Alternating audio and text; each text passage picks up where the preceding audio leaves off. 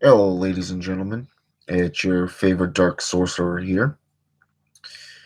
And tonight, 11:44 p.m., is a sit down with a Satanist and Necromancer.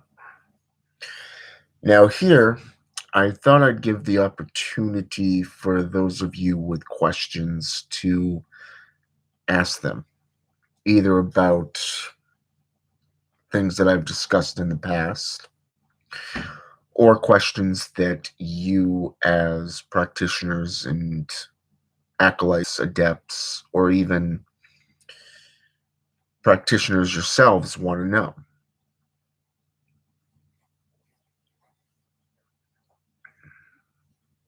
Yeah, it's good to know, brother John.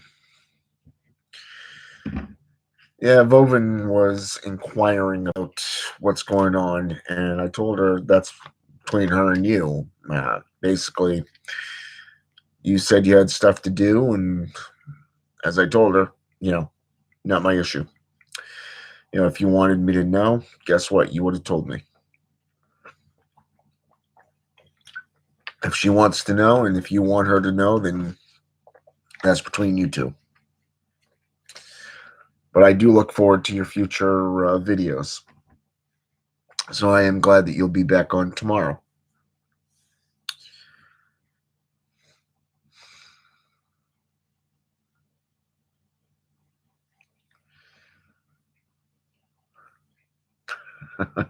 Yeah, that really pissed her off too.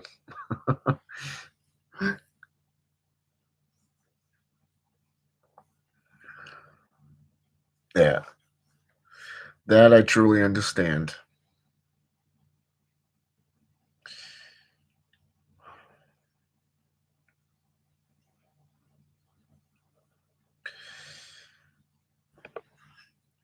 Be right back.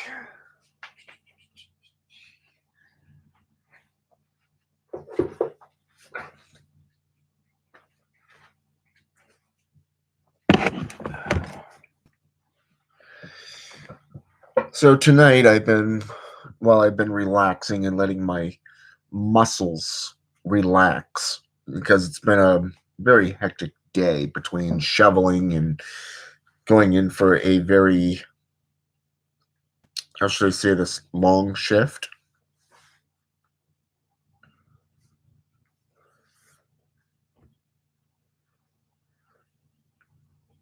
Hmm. Yeah, it sounds about right. Unfortunately, my laptops don't allow me to do this stuff on YouTube, on Facebook. So I use my laptop solely for Facebook, for YouTube, and then my cell phone for Facebook. Works better that way, I think, because I get to use my stand and everything along with my mic and all that stuff so that I don't have to hold on to it and I can just sit there and talk and stuff like that. And plus, it also makes it look more professional, kind of like sitting here at the table and using a laptop. So, anyways, as I was saying, tonight I was letting my muscles relax.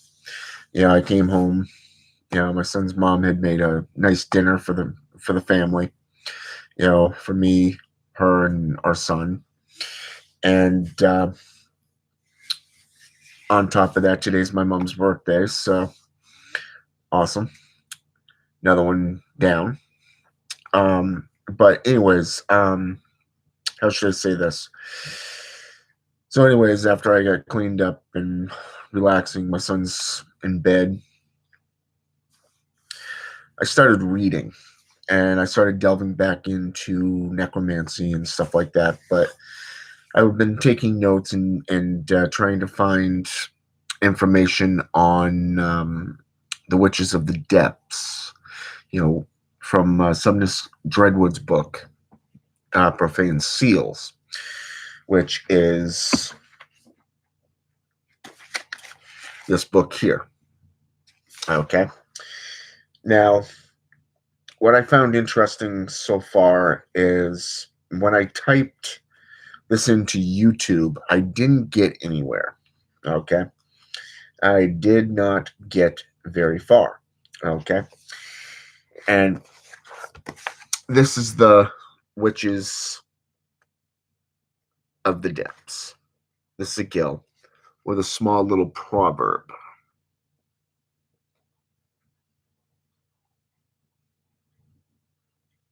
Okay. Where it says, in the deepest reaches of the abyss, the witches reign. Those faithful to this hellish cause are given immortality and with an unparalleled boost to their power.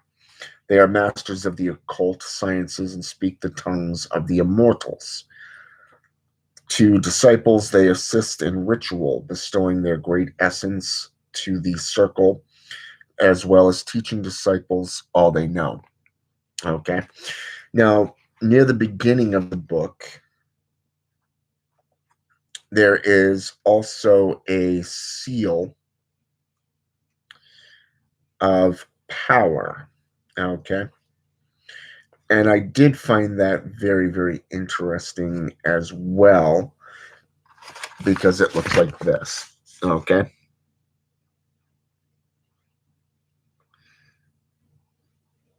And so basically, I just wrote these down and I drew out the sigils and stuff like that. And I've been really delving into all of Satanist Dreadwood's books and all his works since last night because of the fact that this is really bugging me because of the fact that I found a lot on the Sith, the Dralith, and the Draconic. And I've done a lot of reading on Zazel and throughout all the mentions and foremost a mentioned texts and everything that Sumnus has put out just on him alone. Not just that, but also the videos by him and Marcus. And I really found it very, very fascinating.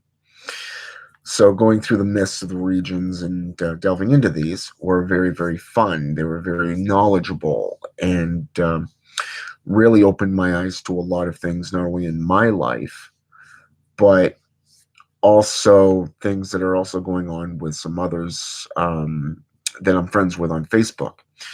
Okay. And for some reason, I have not found any connection to the witches of the depths, outside of it being abysmal, from the abyss. That's basically everything just from this one book, The Profane Seals by Sumnus Dreadwood.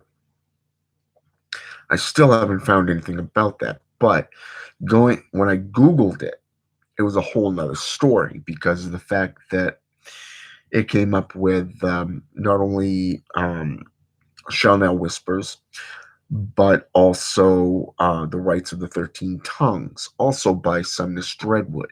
Okay. So I started delving into that and I found a good amount of possible things, connections to them.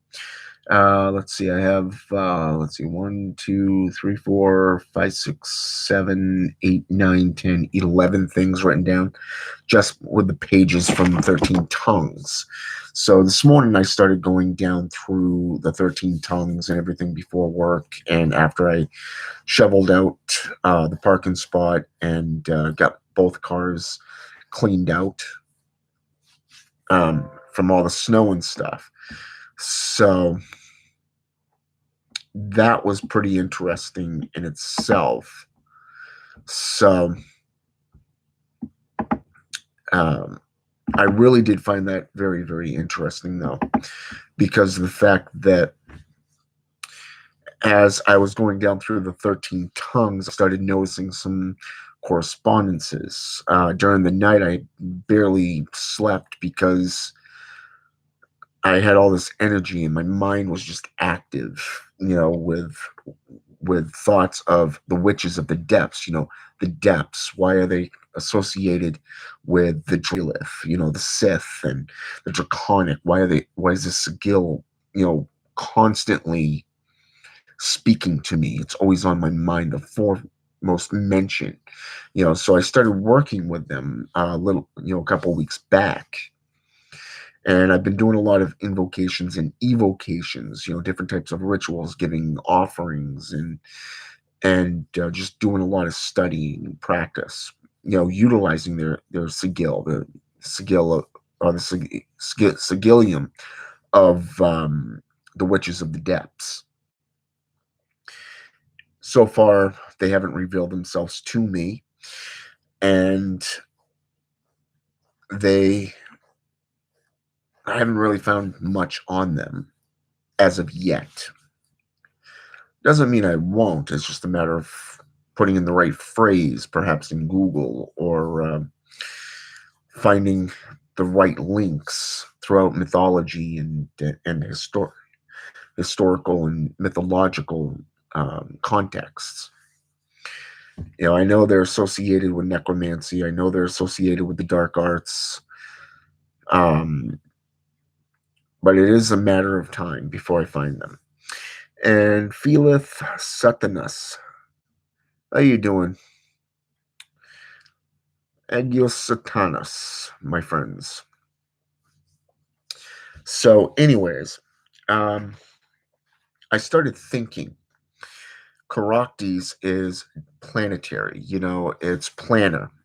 It's, these beings are planar. They're, planetary type beings like Zazazel and the Blighted Lords, the Draconic even.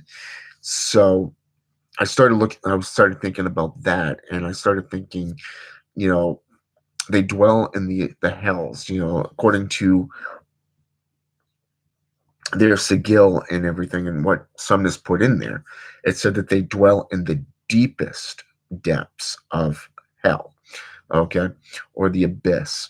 Okay, so abysmal, the hells, stuff like that. And I started thinking about that.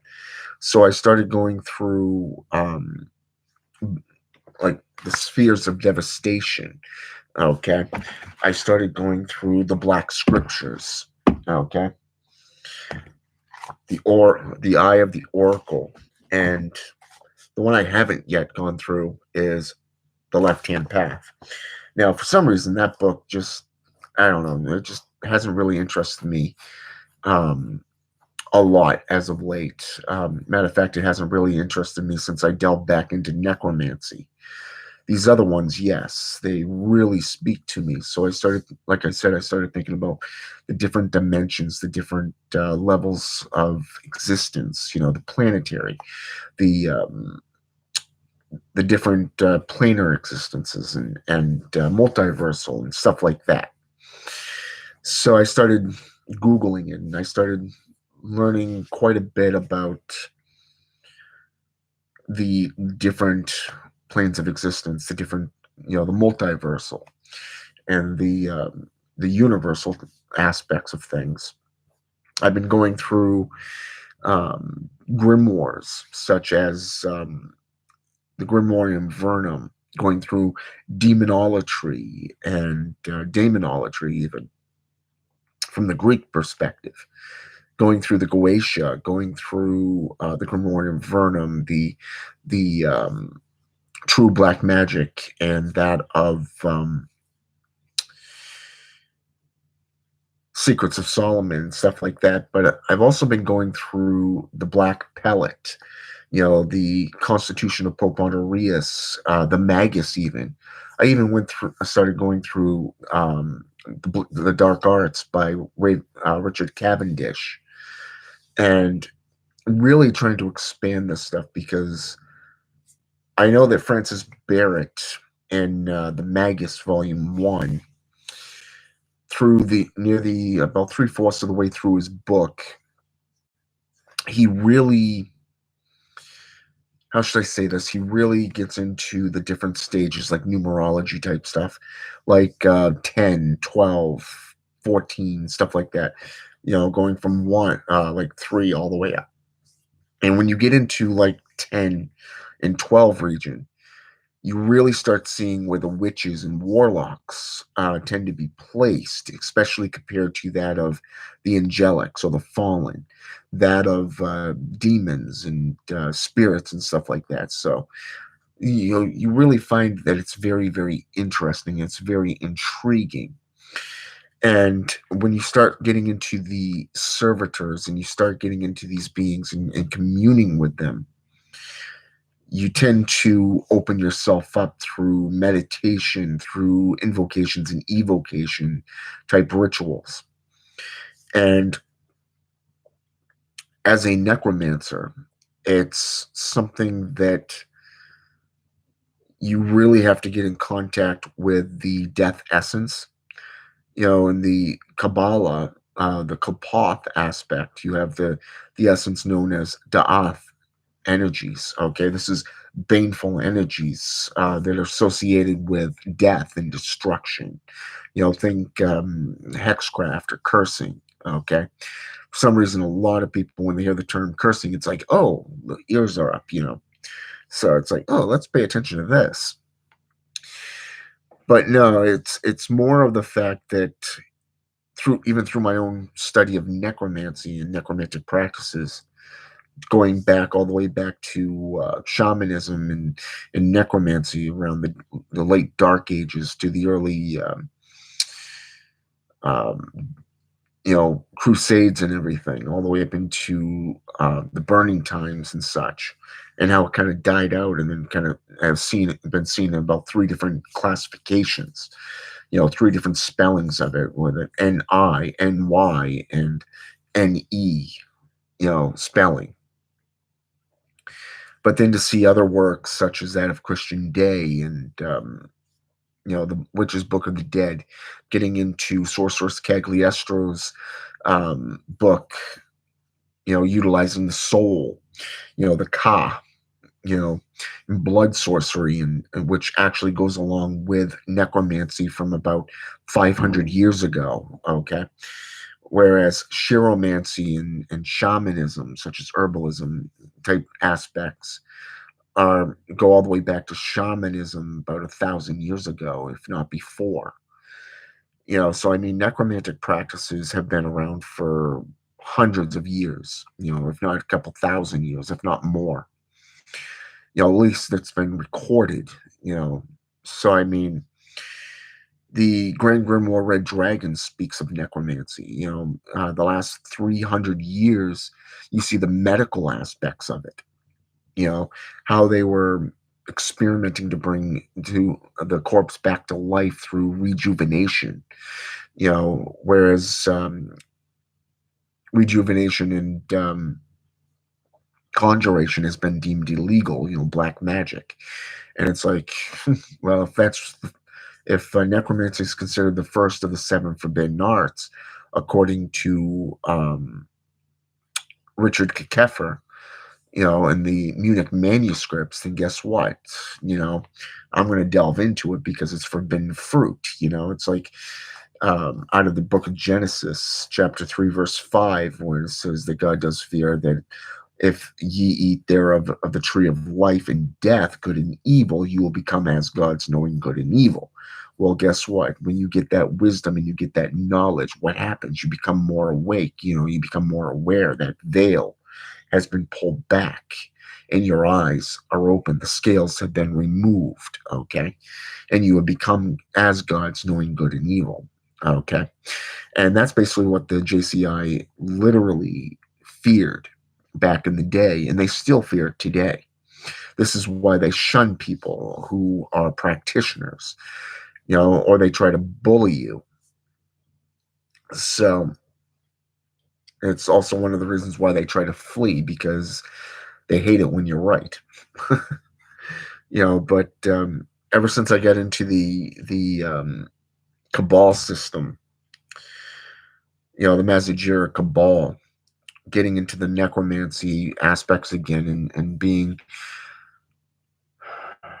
and really delving into the arts of Eliphas Levi's experience in London and breaking that down, getting into the history the history and the mythologies of the regions, from Lucian Raphael's book Necromancy, the forbidden arts, okay, to even getting into Slavic, Germanic, Anglo-Saxon, getting into bone castings, working with skulls and the skeletons, and getting into the void meditations again, and really delving into the arts on a serious basis. I'm actually enjoying it myself, but I guess that's self gratification right there, the second highest law of a Satanist, right there for you. you know and as they say, all gratification is good unless it violates the highest law of a Satanist, which is self-preservation. you know but if you want, like I said, feel free to ask questions. I'll answer them if I have the knowledge, or at least guide you in the right, a good direction. So anyways,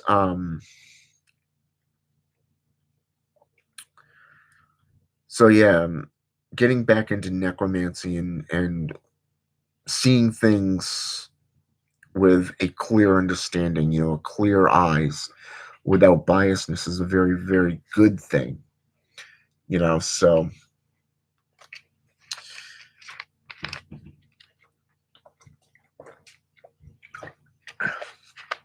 it's something that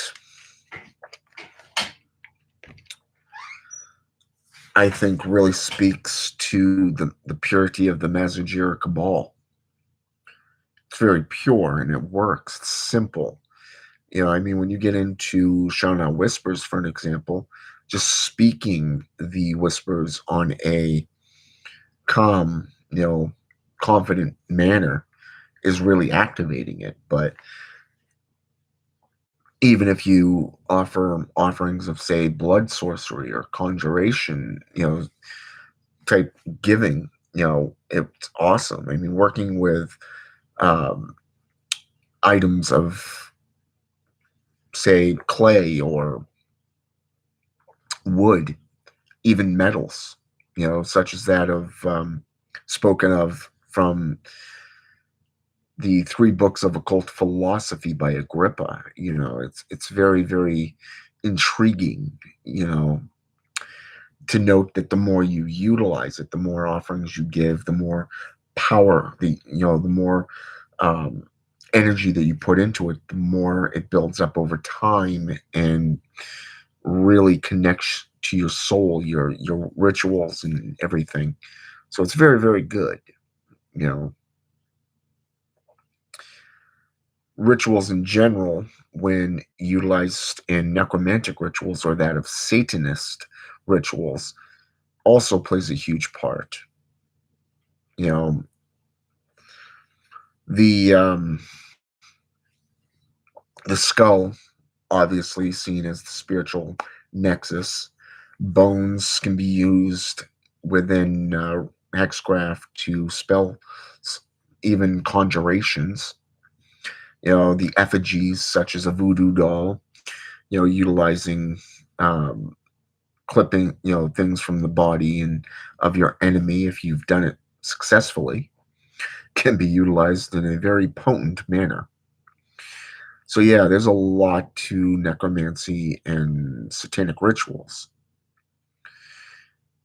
And I think that ever since I got back into necromancy on a full blown level, and really breaking down the books put out by Sumner Redwood, by the Mazajira Cabal system, is something that's very good. It's been beneficial to me in the long run, and I think it will be beneficial to those who are serious adepts. You know, and come to think about it, I had a woman try to steal my one of my posts off Facebook. And it was funny because the fact that I had spoken out about Frank White, and how he will not do anything for anybody under seven figures, and at certain areas that he thinks will benefit himself, which is okay. I mean, it really is, but it basically successfully eliminates about 95% of the populace, you know? And when you think about the Mazajera Cabal system, even if you watch all their videos, it's, so I say this, it's very interesting how they just let go of the earthly things, and it's very interesting because the JCI actually has a system like that, or at least one of the subdivisions. And I found it very interesting and intriguing because of the fact that when you let go of certain things like titles, or when you let go of your comfort zone and you delve into things and you let go of divisions, you let go of adversities, let go of a lot of things, you tend to grow, you tend to mature. And when working with the Blighted Lords, or that of, say, for example, a demon, and a fallen angel, or say, for example, spirit in general, even if it's the gods, it's, you tend to work on their time frame. You tend to wake up and see how they commune with you, because you're ready to learn at that point. You're ready to let them teach you and to guide you. I mean, the term demon, for an example, is a protector. He's a guide. They're guides. Whereas angelics were considered to be educators and teachers, spiritual leaders. And it's ironic that when you trace these things back to multiple different societies and cultures, you take let's take for an example the Dralith, the Elven in Norse mythology. You have two types of visuals when looking at them. You have these pale skinned types with white hair that are godlike. They're almost angelic. They were renowned for their wisdom and their knowledge. But then you have the dark elves, who were known as little people, or hobbits. They were considered to be evil because of the fact that they were sharing their knowledge, and they were really getting out there with, and were believed to be, the originators of disease, of devastation and death. Okay. Much like the zombie mythos, or that of, say, the vampiric, the ghoul, or the wraith, the banshee, you know, the Ripper, and all those, even the angel of death, even. And you can actually see how this plays out when you get into the Greek definition of daemon. You have the daemon, which is beneficial to the practitioner and to mankind. They work well with us. But then it's said that the cocoa daemon is baneful, utilized in hexcraft and destruction rituals and stuff like that. So, I mean, you see that that's just two different cultures right there that really open that up. It said that, say, for example, if the Sith in Scottish or Irish was considered to be similar to the Dralith in itself. You get into the Banshee myth, and you're just seeing three different definitions of death, or agents of death that can be utilized in necromantic and demonic rituals. Okay, so again, you're seeing the whole necromancy aspect of corpses, death, and stuff like that. But you're also seeing it from the old term nigromancy, meaning the art of black magic, chiromancy, conjuration and rejuvenation of corpses, things that were used centuries ago, with for an example, the Witch of Endor, just as a prime example. If you want to get into the JCI mythos, look at Jesus Christ. You got Lazarus, the Shantorian's daughter, just two acts right there, just of necromancy, okay, rituals. All right. You got the conjuration of the soul when he takes two disciples up on top of a mountain and a rift opens and you're seeing Jacob's ladder where angels are descending and ascending behind him. He brought forth two spirits, former prophets, if you wish. Okay, right there is just another example of necromantic rites through conjuration. All right. And when we get into mediumship, that's a whole nother topic because you can break it down. Hey, Stevie Nick Six, what's up? So, anyways, yeah, you can. The Witch of Endor is a very powerful force in the Old Testament. Even King Saul went to her underneath the cloak of darkness. Okay, he actually sent his troops out to find, or his emissaries to find the most powerful seer. And this is because at the time he was at war with the Persians, okay, the Turks, in other words, the giants of the land. And this war had been waging for about 40 years, and he was looking to end it. He wasn't seeing an end game, so he sent these ambassadors out to find the most powerful seer. And when we get into seership or mediumship, you have conjurers who conjure spirits. You have seers who can see the past, present, and future. You have mediums who can commune with the dead on a natural level. There's different, and then you have empaths and those who can move things with their mind. So there's really different levels to the term today, mediumship. A lot of people don't take that into consideration.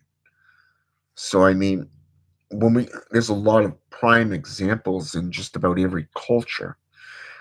You look at Circe, for an example, in Greek mythology, the goddess of mystics and mysticism.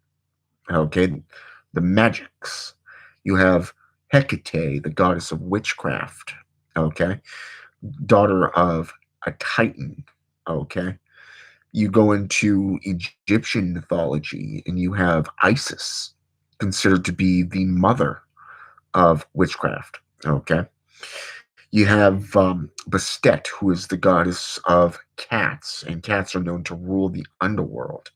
Okay. They basically are guardians, much like Cerberus in Greek mythology.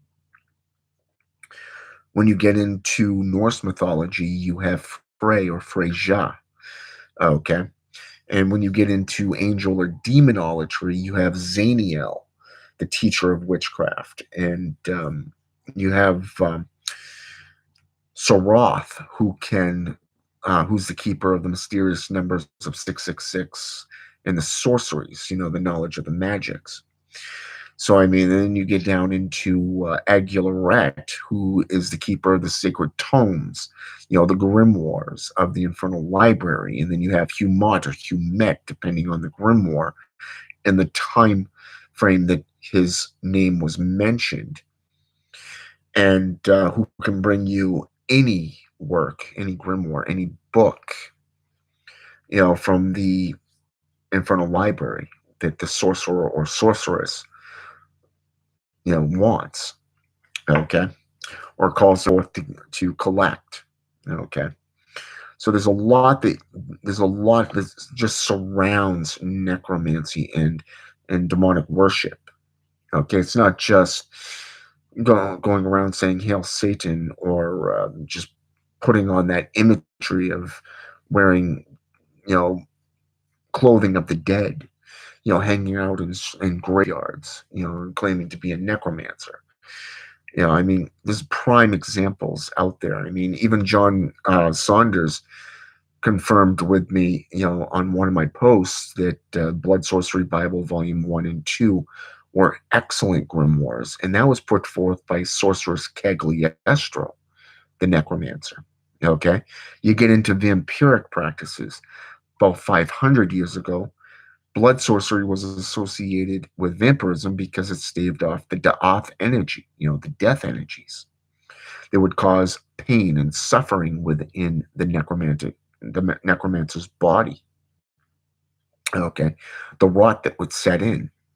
All right, so there's a lot that goes into this stuff. There's so much information, so much knowledge out there.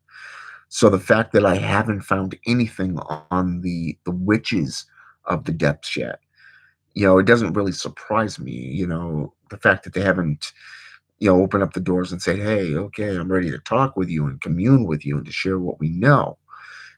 That doesn't surprise me either, because when I've worked with Zaniel, the teacher of witchcraft, it took me 7 years just for him to even make a presence in front of me. Okay. So, I mean, a lot of beings are not going to sit there and just come out and say, "Hey, here I am, let's work together." They're going to make you work for it so they can see what you're willing to do to gain what they know, okay, to gain their knowledge, their wisdom. And yes, there are beings out there that are not human friendly. They're basically out there to destroy your life and anybody else's life in general. Why not use them, for your own means? If they want to destroy, send them towards your enemy. Plain and simple. Bind them to, say, a location, like a church or something that, you know, you hate, you know. But yeah, I mean, working with certain items, can link your magic to your altar and to the spiritual realm, but also to the death energies and to these beings. And the more you work with it and work with them, the more potent it will become. And over time, it is a link between the living and the dead, especially for you. And a necromancer, much like a shaman, lives with one foot in the grave and one in reality. They straddle both worlds, and the more you do it, the stronger your connection to both becomes, and the more attuned that you will be to them so that you can work with them. Okay, and there's a lot of tools that go along with that in general. So, is there any questions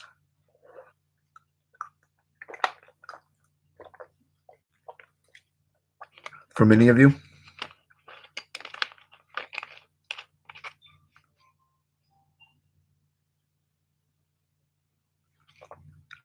No comment from the peanut gallery.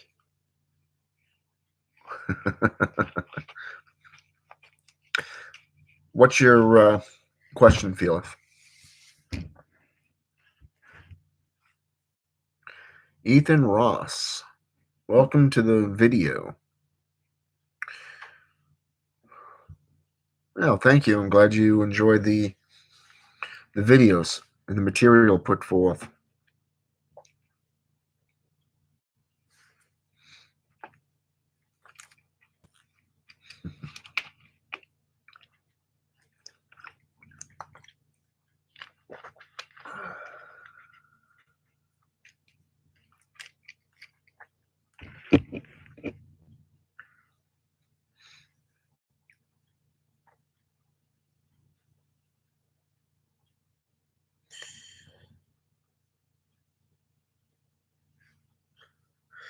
Okay. All right. For those of you tuning in, Felix has asked, what books can you recommend on psychic abilities and mediumship? Okay. Raymond Buckland has one called Spirit Communication. It is very, very good. Um, Even Ascension Magic from Christopher Penziak. I do recommend that book by him. His second book in the Temple series, however, is, I think, the best one that I would recommend.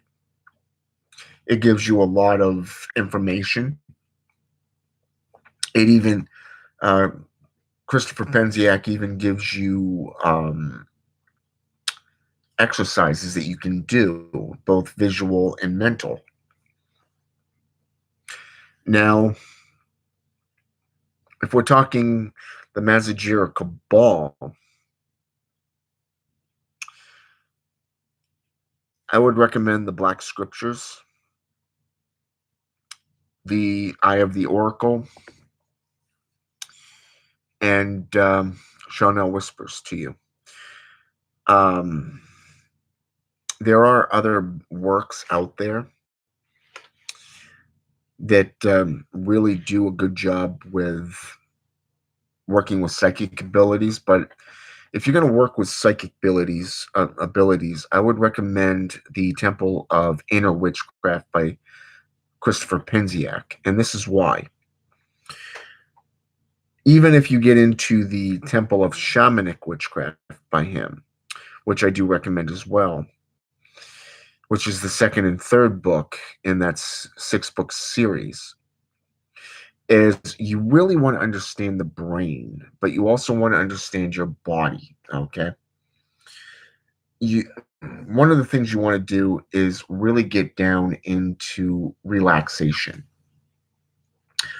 Sumnus Dreadwood discusses this in Chanel Whispers, okay, where it's a matter of relaxation, okay, but opening yourself up and exposing yourself in different mannerisms to the energies that you're trying to work with, okay. And that's why I recommended to you, Felith, the Temple of Shamanic Witchcraft and the Temple of Inner Witchcraft by Christopher Penziak, because he gives a lot of information, but he also gives you exercises that is both visual and mental.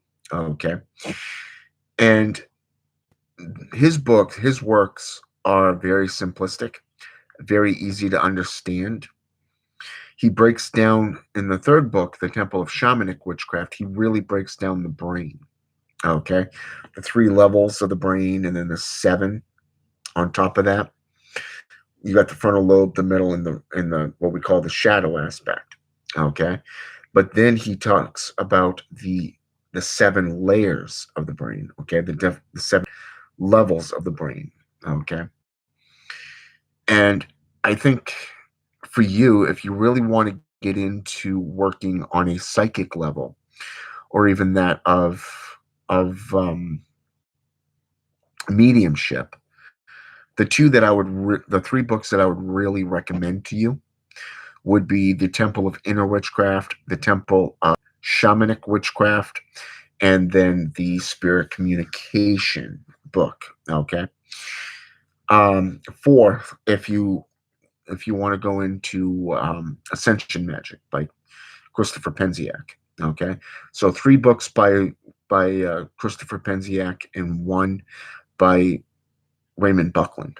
Okay, those will be the 4 main books that I would recommend to you. Now, if you're going to get into psychic and medium activity, I would also recommend the Witch's Shield to you. Okay. Um, Namely because of the fact that you're opening yourself up to energies and beings that can really destroy you if you let them. Okay, but you also want to keep in mind that there's also practitioners out there that are not your friend. Okay, that will attack you on a psychic level, a spiritual level, and a physical level. So you really want to have an understanding of protection magic as well. So between the Witch's Shield and by Christopher Penziak, and Signs. Let's go with Protection and Reversal Magic by Jason Miller. Okay, he works a lot with Jason Miller. Really works a lot with Hecate and Hecatean magic. Okay, he's got a lot of good stuff in there, just working with her energies and her protection stuff as well. The Wheel of Hecate is something that I do recommend to you because of the fact that you you really want to get a sense of not only how to put up barriers, but also you want to know how to reverse it, how to shield yourself from it. And if you're going to do that as well, I would also recommend Profane Seals to you, Felith. Okay. Namely because of the fact that starting around, let me see here. Okay. Starting on page 366, you have the Grand Seal of Protection, the Grand Seal of Warding, the Grand Seal of Cloaking, the Grand Seal of Adjuration, and then the very next chapter literally opens up what I commonly refer to as devil traps. Okay. Now, what are devil traps? Okay. Devil traps are kind of like traps for your enemies. Okay. Now, he doesn't use, Sumner Redwood does not use the term devil traps. Okay. Um, a devil trap would be to ensnare and trap a spirit. Okay. But in this case, you're looking more towards flipping that attack on your enemy, okay, or a being that is trying to attack you. For an example, if a Coco Damon is attacking you, you can flip that switch and go, haha, it's now reversed in your face type thing. You know what I'm saying? But if you think about it from a physical point of view, how many people on social media that is practitioners, or at least at a beginning stage, really resort to some form of cursing or hexcraft? Okay. If they don't like what you do, they'll try to denounce you. They will try to inflict damage on you by talking crap behind your back. Okay. They'll attack you spiritually, either through the astral planes or that of utilizing demons of destruction. Okay. Now, knowing protection and reversal magics, okay, is a very good way to protect yourself and ward yourself against that, but also keeping yourself invisible to your enemies, okay, especially your workings and your dealings. Now, these type of traps that I refer to and what Sumnus Redwood refers to and profane seals, along with those of the clavicle of Solomon, the keys of Solomon, is something that will really open up a doorway as a blocking, a shield type thing. Those of you who have ever played the card game Yu-Gi-Oh, know what I'm talking about when I say reversal, you know, the reversal cards and stuff like that. That's what a devil card. That's what a devil's trap is. It's basically similar to that. You're basically either reversing it or you're ensnaring your enemy. Okay, you can actually link a being to that enemy, like for an example, a ghoul. Okay, a wraith even.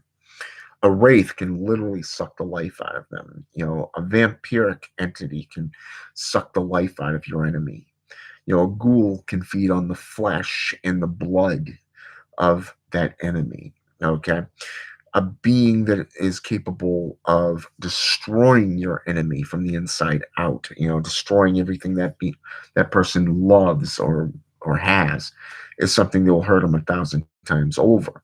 Okay, so these type of traps really do work, and they do go a long way to protecting you. Okay, all you have to do is charge them and activate them. You know, but that's what I would recommend, Felix. Those type of things for you. I would recommend Profane Seals and the books that I just mentioned to you. Okay, both for work, for building up your psychic awareness, but also becoming sensitive to those energies, learning how to shield yourself and to protect yourself. Okay, you don't have to be afraid of what's out there. It's just a matter of using common sense and learning to defend yourself from unwanted attacks. Okay.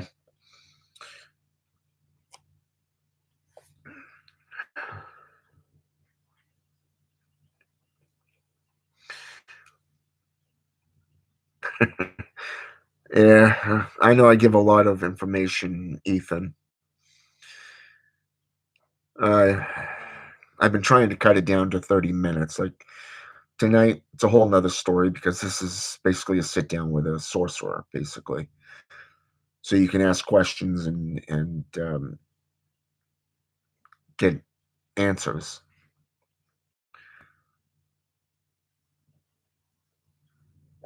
Yeah, I do have my own library, and there's a lot that I recommend. You know, one of the things that I do recommend is, for me personally, there is no amount of money that is put in the way of learning. You know what I'm saying? If you want to learn, you're going to make every effort to do so. You're going to spend as much as you want just stuff. But think of it this way: a lot of books today are written like children's stories, you know, and then you got those that are put forth by serious practitioners, things that pull more weight, you know, like say Christopher Penziak, Christian Day, Lucian Raphael, Sumnus Redwood, and the Mazajir Cabal system. You know, get into Elizabeth M. Butler, and that's with one B, by the way, one T, by the way. Get into Asenath Mason's work, get into Edgar Caval's work. You know, there's a few practitioners out there that I would personally recommend. You know, I mean, don't get me wrong. I mean, you look at Frank White, for example. He's one hell of a practitioner. There's no doubt in my mind that he doesn't know what he's talking about. You know what I'm saying? He knows exactly what he's talking about. I just don't think that you need to spend 7 grand or 7 figures to do any form of consultation for somebody. You know, in my opinion, and this is just my opinion, I think he's basically screwed himself in that case because of the fact that if you limit yourself to say no less than 7 figures, you're basically cutting yourself off from say 95 to 98% of the public. You know, you're basically limiting yourself down to those who make thousands of dollars, if not millions or billions. Okay. Basically, all you'd have left is politicians and famous people, basically. Yeah, if you want a good laugh, check out the Children of the Serpent book. That's a hilarious book, from what I'm told. So, yeah. Um, but yeah, there's a lot of material out there that will help you do things, but you don't need to go out and buy thousands of dollars worth of books to gain insight into what you do. Sometimes it's a matter of learning from a practitioner. Other times, you know, it's a matter of going through the links. So, you know, I found that out. I've got my own personal library, and most of the books I don't even go through anymore. So, but yeah, that's what I recommend. Is just there's two ways to learn. You know, one is learn by becoming an apprentice to a sorcerer, a magician, and or uh, bringing down or drawing down Belial by S. Connolly.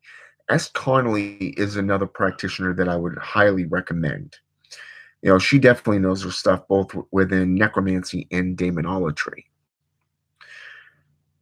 Her rituals, especially in that book, is very spectacular, feeleth. I actually own most of her books. I was completely infatuated with her work. So, right up until I ended up getting involved in the Cabal system, and then it's just like everything else just went out the window. So, yeah. But yeah, that's what I would recommend. So, is there any other questions?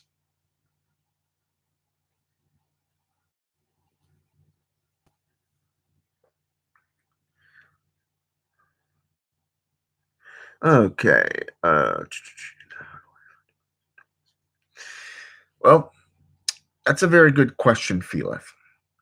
What I would recommend for you is to look at your interests, the field that you're interested in. Like, say, if you're interested in necromancy, look at the authors that are out there, people who have dedicated their lives to that particular field. Um, Check out, let's say, for example, you're interested in necromancy. Look at Arachne Services, you know, Baron and Baroness Arachne. Okay, they're from South Africa. They're some of the top-notch necromancers that I know. Okay, outside of Sorceress Cagliostro, to which I have the honor of being friends with on Facebook. I've talked with her; she knows her stuff, just like S. Connolly. You know, and S. Connolly's work is pretty good too. So, I mean, if you're interested in Satanism, I would recommend looking into, say, Alistair Notch, okay, or even Anton Zandalavay's work. There's nothing wrong with getting into his work as long as you don't get into that whole stupidity aspect of dualism. But yeah, I mean, just look at the works and the deeds. That's basically all you got to do. You look at people who not only talk about it and share their experiences and do rituals live, but also look at what they put out. Do they recommend certain things, in their field or the field that you're interested in? Okay. Do they offer a course, like, say, the Black Magician Training course, for example, or an apprenticeship? Okay. And if you really like what they do and you want to learn from them, then apply. Like, say, hey, can I become your apprentice? And if so, how much do you charge? Or what do I have to do to become your apprentice? Type thing. Now, there's a difference between a cult and an occultist. Okay. Obviously, a cult member will basically have you do all kinds of insane stuff that a lot of things, obviously, you know what I'm talking about, criminal activity. Okay. Look at Manson and his family. Okay. Prime example there. Now, if people actually took the time to do research on him, they would have known that he was excommunicated from the Church of Satan. But instead, they associated his activity with Satanism. Okay. Which also was part of the incitement of the Satanic Panic back in the late 80s and early 90s. Okay. Hoodoo. Okay. I think, personally, in my opinion, I'm not a big fan of hoodoo. Now, voodoo, on the other hand, there's a lot of good stuff in that area, especially dealing with the demerge. Okay. Look at Haitian voodoo, for an example. incredible activity. Check out Bokors. Okay. Even an offshoot called Palo Mayumbi. Okay. There's different houses, different types of practices there. Things that will open up the doorways to a lot of different workings with the Ugan, not just the Loa. Okay. But there are some good things. I actually have one book that I found interesting in hoodooism, and it was based off cursing and hexing, hoodoo style, basically.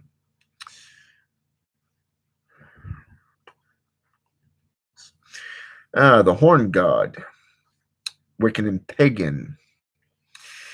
I have not worked with the Wiccan aspect or the pagan aspect of him. The closest to that would be that I've worked with was Pan, the Greek god of fertility in nature. If you get into Norse mythology, you have Loki, Set or Seth, an Egyptian. Okay.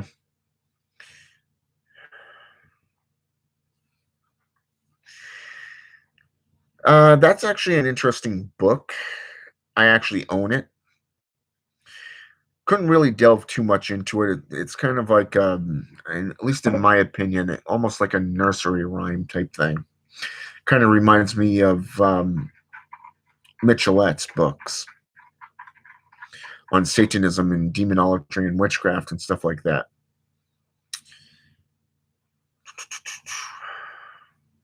Yeah, Set is actually a pretty cool deity to work with. He's known as the Egyptian devil, basically. At least the imagery of it is.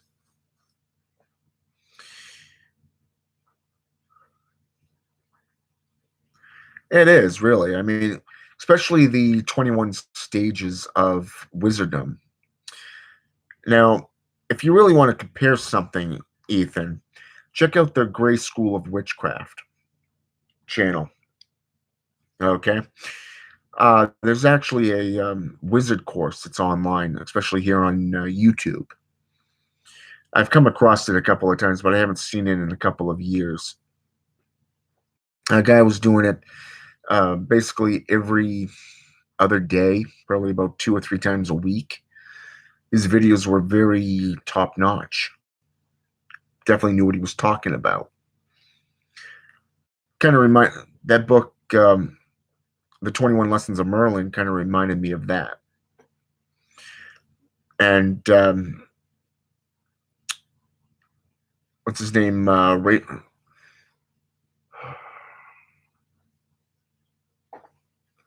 There's another one out there too. He's actually, I believe, he's the founder of the Gray School of Witchcraft, and there's actually 3 of them worldwide. One's in out by the Grand Canyon, from what I understand. So it's pretty cool. So yeah, I would check into that one, Ethan, and see what you think of that train of thought, especially that type of practice. It deals with both light and darkness as being one. It's almost like gray witchcraft.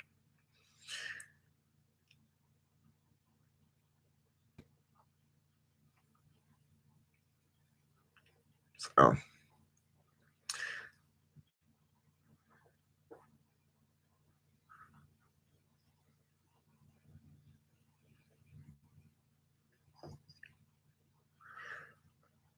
yeah, I definitely will do that. I'll look into it tomorrow, later today. Um, Now that's 12:48 a.m. You know, I'm probably gonna just crash for the night. It's been a long day between shoveling snow and working. Not mentioning studying and doing ritual. But yeah, I'll definitely look into it and see if I can find that channel. And if I can, I'll hit you up and give you the link.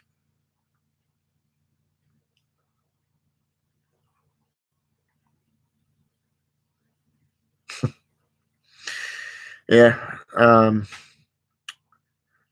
you're welcome. But for now, I'm going to call this one quits. I want to thank all of you that took the time to jump on here with me. It's an honor having you here.